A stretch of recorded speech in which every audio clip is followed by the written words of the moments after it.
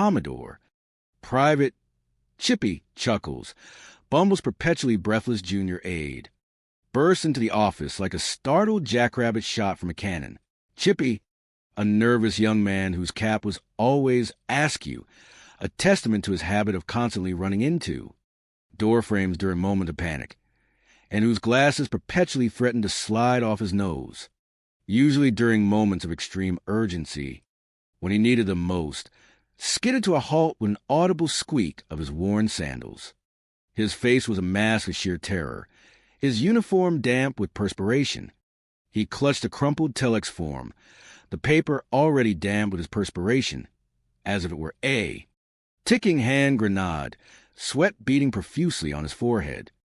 "Commodore, sir, urgent communique, sir," Chippy blurted, barely pausing to inhale, his chest heaving with exertion, his breath coming in ragged gasps. "I just got a message from a pal of mine at Conflict Central. Sir," an intercepted coded burst. "Sir, from a highly classified channel.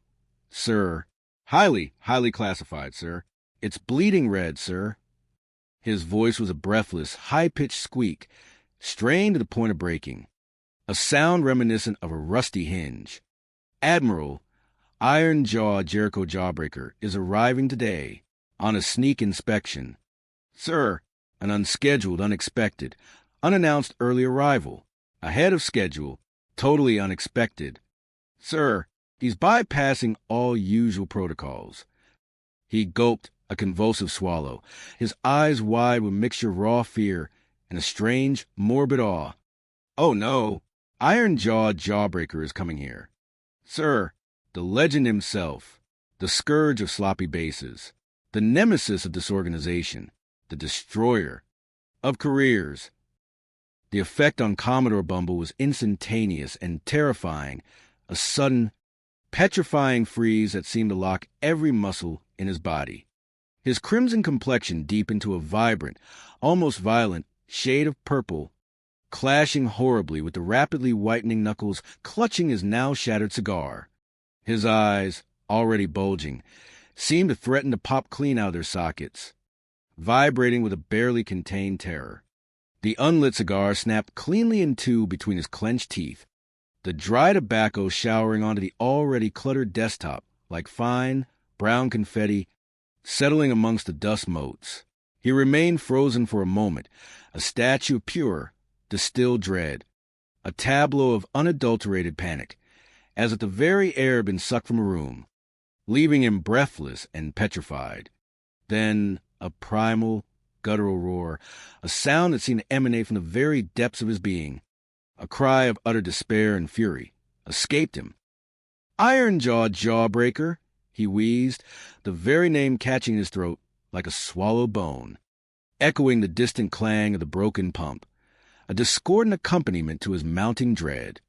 The name alone struck fear, a cold, icy dread, into the hearts of officers from Pearl Harbor to Pago Pago, a fear known universally throughout the ranks of the United States Navy, a legend whispered in hushed tones across all naval bases, a stickler for protocol, a zealot for spotlessness, a man rumored to be able to smell a loose thread on an ensign's cuff from 20 paces across a parade ground, and whose personal mantra was a chilling order, discipline, white gloves. Jawbreaker's sneak inspections were legendary and invariably catastrophic. They typically left behind a trail of demotions, public humiliations, meticulous reports detailing every microscopic imperfection and shattered careers. Whole squadrons have been reassigned, entire units disbanded, due to his unforgiving eye and his almost pathological obsession with order. Bumble leaped to his feet with an almost impossible burst of frantic energy that belied his corpulence, knocking his chair over with a theatrical clatter that seemed to emphasize his mounting panic. It spun mournfully on its back, a visual metaphor for Bumble's rapidly destabilizing equilibrium, before settling with a defeated groan. "That's all I need.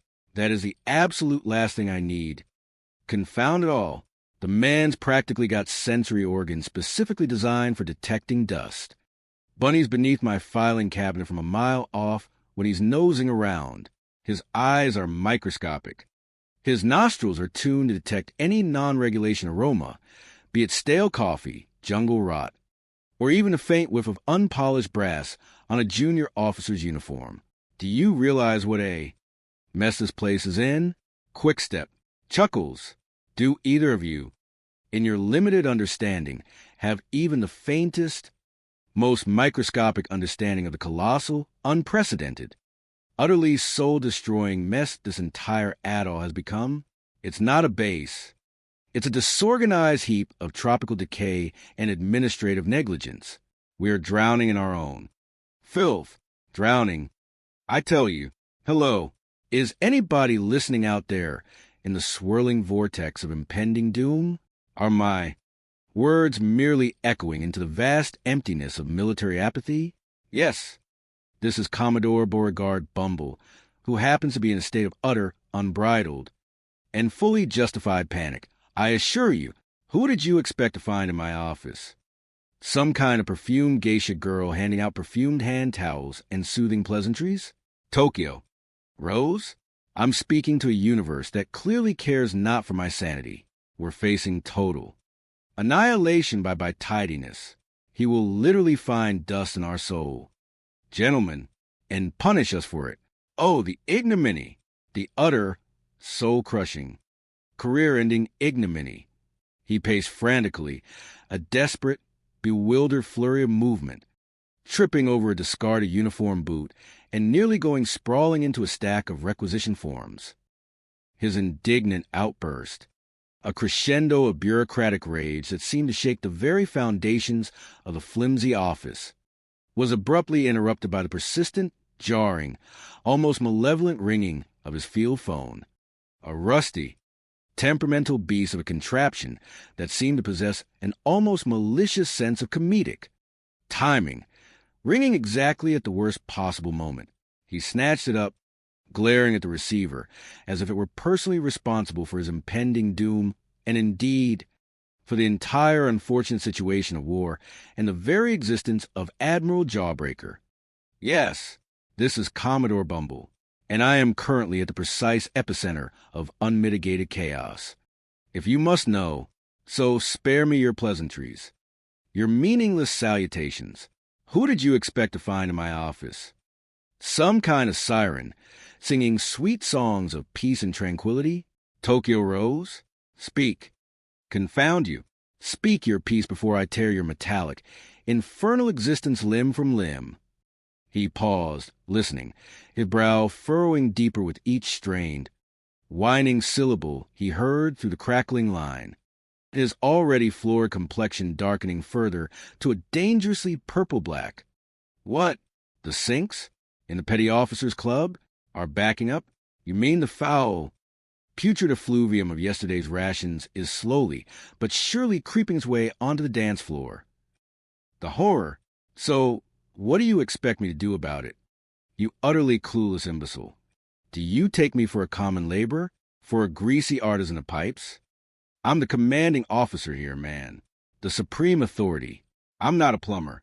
Does my uniform, emblazoned as it is with the glorious insignia of command, the very symbols of strategic brilliance, bear the humble, mud-stained insignia of a Master Chief Plumber's Mate First Class?